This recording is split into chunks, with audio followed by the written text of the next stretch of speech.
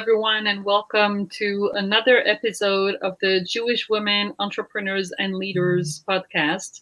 As you know, in these times of war in Israel, we have decided to have a special series called Support Israel Series, where we'd like to interview entrepreneurs who have a special story to share during these war times, or initiatives that are either supporting the war or supporting other entrepreneurs. As you know, we have decided to really put all our efforts as the global network to support small business owners in Israel, because we know that there is another war front. There is the front of making a livelihood, being able to sell our products and services. And so we want to highlight this and give a space for entrepreneurs to be able to tell their stories and share their businesses here. And today we have with us Naama Goldberg. Hello, Naama. Hi, Natalie. I'm happy to be here. It's a very special opportunity. Yes, I'm really also, I mean, I can't say I'm happy those days because the word happy doesn't come out, but I'm happy that you're here. And I'm happy that we are going to share such a unique story. And I'm also happy because it has a happy ending. And so, I mean, so far, we hope that it's going to be even happier, but we like the way that, what this story is teaching us. And that's why we wanted to invite you on our podcast. But first, I'm going to share with you what Naama is selling, and also who is Naama. So Naama is the mother of 5. She lives in Israel in Ramat Bet Shemesh. She made Alya 22 years ago. And Naama, before we even go on to the business aspect, I'm just going to ask you on a personal note. I know you said that you have 3 nephews serving in the army, but how is it for you on a personal note? How is it from the war? Like, what are you going through with everything that's happening? It's a kind of complicated question because on one hand, here we are talking about business and exciting opportunities. And right now, as we're speaking, there is a warcraft that's flying, airplane that's flying over my head. And so it's trying to get back to some business as usual 1 minute while trying to ignore the reality around us, which we really can't. So it's a little, a moment up, a moment down, but with the need to move forward as much as we can while supporting, we're doing whatever we can to support the efforts on our side. Yes, definitely. I can totally relate with what you're saying. And so your businesses, you're the CEO and an artist at Ben Zion Metal Art, which designs and manufactures modern metal Gedolim artwork. So I know what you do, so I can relate, but when I read that, I'm not sure that everyone understands. So can you tell us, in your own words, what it is that you do? Yeah, sure. So what I do is I create artworks in a modern, unique way for Jewish homes, based on the Jewish value that in Jewish homes often would want to put the Jewish leaders and rabbis on the wall. And until now, there were very standard photos that people used to put on the wall, but with the evolving of interior design and modern standards, those photos are not relevant and don't fit in nicely and comfortably into the modern Jewish home that people put so much money and effort into. Sometimes they just get left off the wall. But these are our leaders, the Jewish leaders, and the basis of our Torah homes. And so I felt for my own home, starting my own home, that there was a need to bring 2 values together, the Jewish values of having our leaders up on the wall and modern design, so we can feel happy and comfortable in our home. So that came to creating a product initially for my home, which then others wanted in their home. And that is clearly identifiable artworks of Gedolim, of Rabbonim, but made out of laser cut out of stainless steel. So it's a fascinating modern artwork, but at the same time, it's clearly identifiable as a role model on our walls that can influence our homes. Wow, it's beautiful. It's beautiful that you're putting it this way, because it is a piece of art, but there's also value and content and meaning behind it. And so what happens when there's no war, Naama? Like, tell us what happens in your business. Who are you selling to? Who are the people that are interested in this piece of art? Like, tell us, before we speak about what happens when there is a war. Right. This is interesting that as I mentioned, this developed from my own home as a need that I had for many, many years, and it took a long time to develop. And once it was kind of ready to that just perfected the technique, that was when Corona hit. And and that was the time I became available to start a new business and to start working on getting these out there. And I realized the need for them as well. And so with that, I started during Corona. It was more a matter of getting out on social media and getting out online to people because nobody would come into my home. And so I've been selling people a lot of people in America have contacted me. And I shipped to America, to different homes there, to London, a lot of local people in Israel and Ramat Bet Shemesh in Jerusalem. And what's very unique is that it was very important to me is in my collection I have at this point about 42 different rabbis. And it's very important that each putting up your leader, is something very personal, and your home is very personal. So you will only put up someone you are connected to. It's not so you can put up some other random person, and it's a connection, a relationship. And so I developed the collection so that each person in their own home can connect to their own Rav. And whether they're people coming from a more Haredi background, from a Dati Lumi background, from Sephardi, Hasidic, Ashkenaz, and beyond what I have in the collection. If someone has a specific connection to Rav that I don't have, then I'm also very happy to create a custom artwork, a Rav that will then go into our collection. As it's what's so important to me is not only have beautiful artwork, but it's that connection to some of the Jewish values that it brings into the home. Of course. Can you give us like the winners, like the names of the winners, like the ones that you sell the most, in different categories, like you said, Sephardic, Hasidic, can you give us like the names of the rabbis that are sold the most? Definitely starting to see trends, although as I produce more, then I see others are starting to take off. I think the number one is the Chafetz Chaim, which I think is something that people across the board relate to. Rav Moshe Feinstein is another big Rav, is mainly in the American world, which is a lot of where a lot of the people buy my artwork. Interestingly enough, Rav Shayaleh, who's a new Rav for some people have never heard of, but suddenly has become popular. One could say he was known as the Master Rabbi. A lot of people are traveling to Keristir. He was a beacon of chesed and of giving, and somehow the people recently have started connecting to him even more. And the Lubavitcher Rebbe is definitely interestingly how different people order different combinations of portraits. Often people buy 3, and then it's a matter of choosing which 3, and that's generally a family discussion, and of which rabbis touch their lives. And it's so interesting to see ones you would think were obvious would come together, but people take other ones which are not so obvious, but these people have touched their lives in some way that they want them to keep them close and to have their values shared. Wow, that's beautiful. And so all this is going on. So since the corona, you've been developing this business, creating more, designing more, shipping more, selling more. And then the summer comes, and then the Chagim comes. And where were you before the war? Like what were you ready to do just before the war broke out, Naama?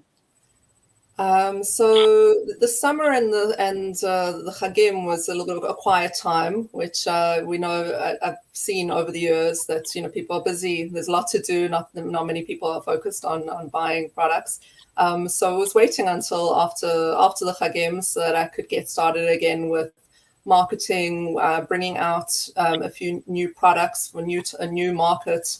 I was just before the Chagim, I was able to find an fair in the Hasidic world, which was be able to bring, which is a market that people are not on social media, not online, and I was able to get to them so that they could enjoy it, which I knew that they would enjoy their own Rabbonim, so that's what I had to prepare for that.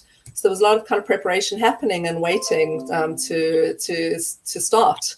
And it was, as we know, we all, woke up for us, it was interesting. Simchas Torah was this strange reality of something that my mother actually described to me. My mother is Israeli, and she was here during the Yom Kippur War in Israel, and she always described that on Yom Kippur people were being called out of shul, and one by one the men were leaving, and there was a strange atmosphere on the road, and that is exactly what we experienced in Simchas Torah.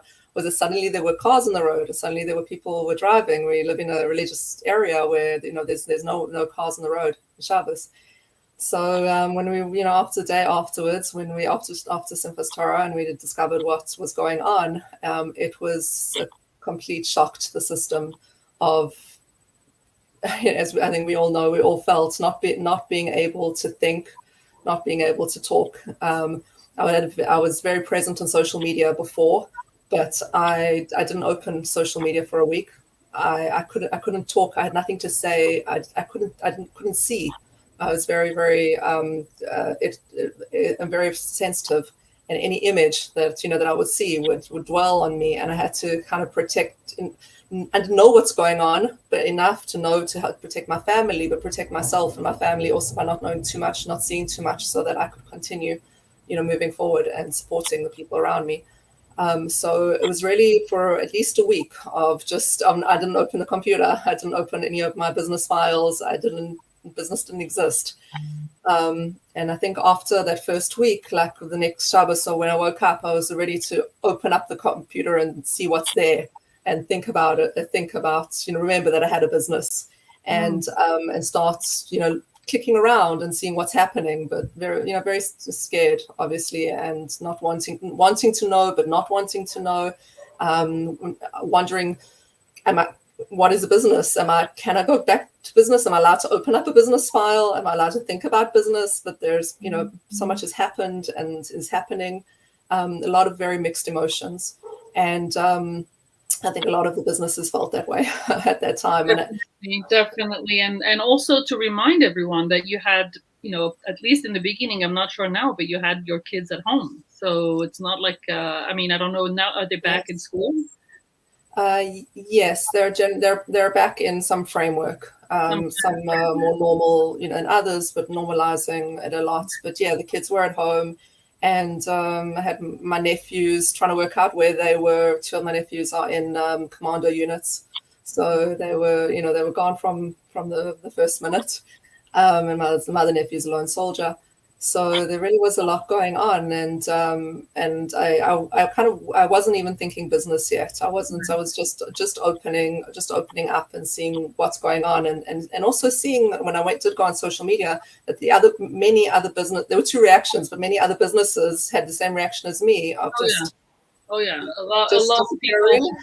Right. There was like a freeze, right? First there was the freeze where I think people either did like you, like couldn't open social media or computers or anything, or needed to say things or to share, but only around the war and only around what was happening. Yes. And I think that's at least for the first week, if not 2 weeks. And now we're starting, unfortunately, a third week. But I think that it's really what you're describing. A lot of entrepreneurs really felt it, and it depending on the reaction, right? Some people needed to be by themselves with their families. Some people needed the support. As you know, since the beginning of the war, we have started with those weekly support meetups. And we've had different type of people that came every week.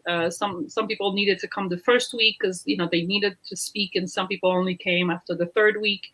So yeah, definitely what you're describing is what happened. And then I want to take us to the the good news part because this the war part we all know. But then so you're like your business, you don't know what to do with your business, you don't know how to promote, you don't know if you can at all go on social media, or even you don't even know where to start from. And then you come across a post, and this post is going to change your reality, at least, or your business reality. And so tell us, what do you see? What do you find? Like, what is the post that you come across? So as I said, I was just poking around, seeing if the world still exists out there, and I still don't even know where I saw it, but I saw a post which called for Israeli vendors or shop front owners who would like. There was an initiative to help promote their products in America, and there'll be a Zoom meeting in an hour. Hop onto the meeting and find out, what it is about. And it was kind of like a shock back into reality. And I just looked at it and I thought, like, wow, that could be an incredible opportunity. Trying to get to a market in America, which would be perfect for my products. But it sounded, very, very overwhelming. So much. But on the other hand, very enticing, because there was something, something very, very special there, and could be something very big. So actually, I had an appointment in an hour. I cancelled my appointment, and I went onto the Zoom. And there was a group of Israelis from all over the country, including some from down south. And they started talking about this initiative. There was some local Americans that wanted to help Israel, and the way they thought of helping Israel is to help Israeli businesses and support them through organizing pre-Hanukkah fairs in the New York, New Jersey area. And it was on the vendors that could come were on condition that you were willing to fly to America and bring merchandise with you. And this was within 3 weeks. And one had to book a ticket within about 4 days. Wow. Wow. So it was literally going from trying to work out what's going on around me, tip my finger back into this incredible opportunity of organizing between 6 and 9 fairs within 12 days, which means a tremendous opportunity to exposure and to people who want to support Israel, would love to know about my product that don't even know about it, and in the different communities. And it was a real shock to me to think, first of all, is this something I can do? I mean, it's a long time to be away from my family. It's potentially huge. Do I have enough products? Am I, I'd have to fly there alone. I would love to take my husband with, but he would need to hold down the fort here. And so all of these thoughts came up. But the opportunity was so huge. I needed to think about it.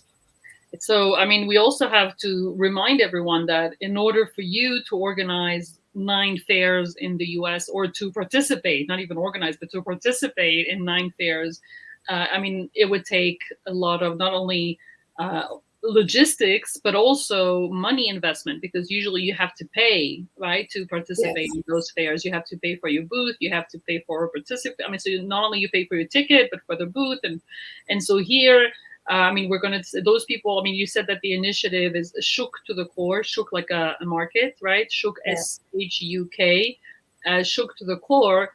I think it's unbelievable what they're doing in offering this opportunity. And I so relate to, I think it's a great way to help Israel. Of course, we already said people that want to donate money, that want to help the army, that want to help soldiers, that want to help on all fronts. Of course, people should continue to do that. But helping small business owners is such a smart way to also invest for the future, because like we always say here, once we help business owners, we allow the economy to go back, or at least to continue to grow, and people to continue to buy, and business owners to be able to have a livelihood. And so it's a whole virtual cycle that people are investing in. And I'm really, really impressed with. And it was so early on, right? It was like the second week or something that you saw this post, right? Yeah, it really was. What I found out later was that those who are initiating it had actually done a fair like this, or a trip like this, during just after Tzuk Eitan, one of the last wars, right? And so that was a little bit afterwards.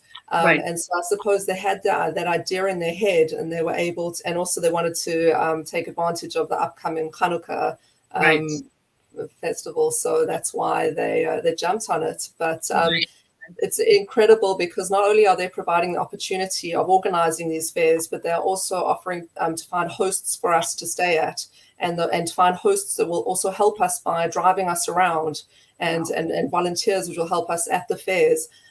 There are a lot of the vendors, so quite a few vendors are coming from the south.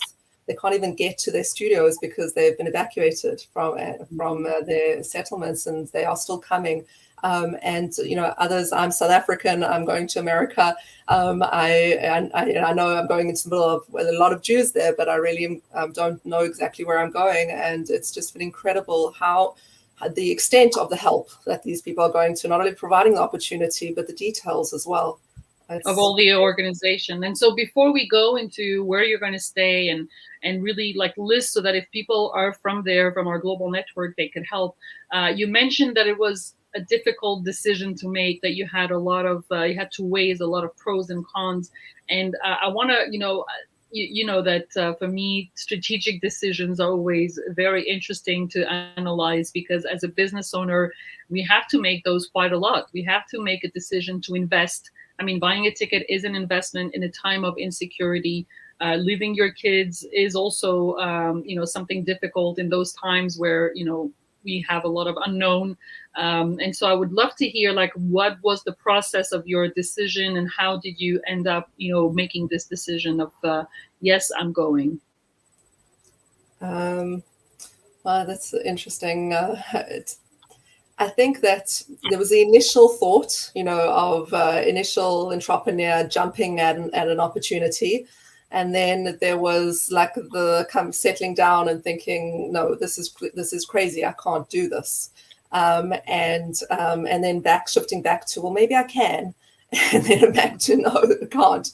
And then trying to work out the details and of how this would work. And something that working out, like I had been overseas, and I think in a way God had prepared me. I see this now. God had prepared me for this trip over the last year. A year ago, I was actually in the New York area with my husband, checking out the East Coast and visiting Jewish art galleries. So I have a little bit of an idea of that area. A couple of months ago, I jumped on a plane and went to an art fair in London that I had heard of with only a few days' notice. And that was my time, me getting up and being out there on my own, leaving my family.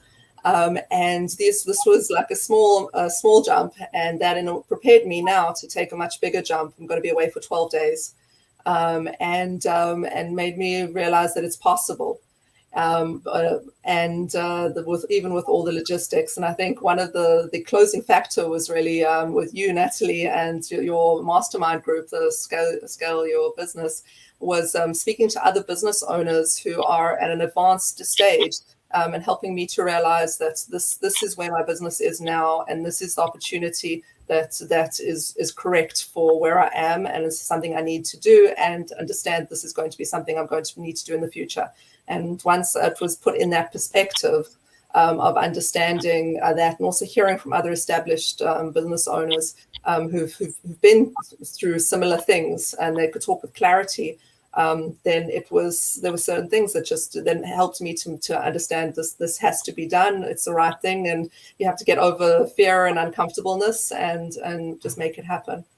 So I so appreciate you describing this process, because one of the things that is happening to all of us, all entrepreneurs, because of the war and because of the insecurity, is that we have a hard time, envisioning the future, or even projecting ourselves in the long term. That is one thing that is being taken away from us, because we don't know what the future looks like, and we feel like the rug has been, taken from under our feet. And so it's a very hard, I know for all my clients and all the discussions that I have, and even for myself, to be able to project ourselves in the future, even like in 2 months, like what's going to happen in 2 months, people can't even think. And you have done this exercise, and very bravely, I have to say, that you have pushed yourself outside of your comfort zone to look at the future, to look at the long term, even in this position of insecurity and war and, only questions, no answers. And by pushing yourself to that long term, or to that seeing the perspective of what it's going to bring to your business, you've been able to make a decision that is a strategic decision for your business. And so I really congratulate you for that, because it's not an easy exercise. And I'm happy that the mastermind was here to help you, because when you take take a step back and have some different perspective, then you're not only with yourself and your mind or your brain or your between you and yourself, and then you can see, and you can see differently. So I'm really happy that you made that decision. Okay, and so you made that decision, you booked your ticket, and now tell us, what are the destinations? Because we also want anyone who is listening, who is from the US. We're talking about the East Coast. We're not talking about the whole US, but if you are listening, whether live or to the replay, it is really important, if you want to also support Israel by supporting small business owners in Israel or Israeli vendors, that you make the effort either to go yourself and to buy from Israeli vendors and from Naama, for example, her beautiful artwork, or that you speak about it around you, and that you share the word, and that you tell people about those fairs. So what are the cities that you're going to be visiting? So I don't have the final list yet. There's still a lot of unknowns, but from what I know, I'm going to be in Livingston, New Jersey, Englewood, New Jersey, Manhattan, in Brooklyn, and in Lawrence. Amazing. Wow, those are really places with core communities, Jewish communities there. And how many vendors? Do you know how many vendors are traveling from Israel? Do you have an idea? I think the group, it's 34 of us. Wow. Wow. And it's a wide variety, a lot of artists, a very high level, fascinating group, and it will be a different experience on a different level for me in every way. And it's specifically artists, like all of the vendors are selling art, or you have a different type of? They're all different things. There's people selling kippahs, people selling display systems, selling food, all sorts of things. And it seems like an amazing group of people that have really, entrepreneurs that have jumped to the occasion and are working out the details along the way. We didn't have time to work it all out, and we don't have all the information, but everybody's like knows this is going to be good, and I'm just going to make it work. Yes, definitely. Well, Naama, thank you so much for sharing this. I think that, the lesson that I'm taking, that I hope everyone is taking, is that there could be a light at the end of the tunnel. Like, it doesn't have to be all dark. Obviously, you were waiting for an opportunity like this. I mean, it's a huge opportunity for you to be able to showcase your art in so many cities, and of course, it's an investment of time and money, but the investment would have been so much bigger if you had to do it on your own. And so this war, no one asked for it, and no one, we would never go back and ask for it. But now, if people want to help, and if people want to help, especially small business owners, I'm so happy that this initiative exists and that you are going. And I hope that everyone who is listening from the cities, if you know anyone, you said in New York, in Manhattan, in New Jersey, especially Livingston, Englewood, Westchester, Lawrence, and I'm sure that you'll be able to post more cities or the specific cities, so that if people are from there, they can either book the date or tell their people around to go. I mean, I'm sure there's going to be a great turnout. I think people are going to want to come and help and see what you're selling. I think it is going to be amazing. So, Naama, we wish you good luck, really, from the bottom of our heart. Great. I'm so happy that you're getting to go there and to take this opportunity. We're hoping to get pictures from you there. That would be great. And to hear also the amazing numbers of sales that you come back with. And like we said, even if it's not sales, it's going to be great contacts and great for making connections. So thank you so much for sharing your story with us, and for giving us hope that inside this whole everything that's happening, we can see the light at the end of the tunnel. We can see opportunities, and this can be turned for the good. So thank you, Naama. Thank you, Natalie. And we will see everyone for our next episode, see you and hear you for our next episode of the Jewish Women Entrepreneurs and Leaders podcast. In 2 days, actually, on Tuesday, we'll have another story of an entrepreneur who is also helping other entrepreneurs during these times of war. Thank you, everyone. Stay safe, and see you in the next episode.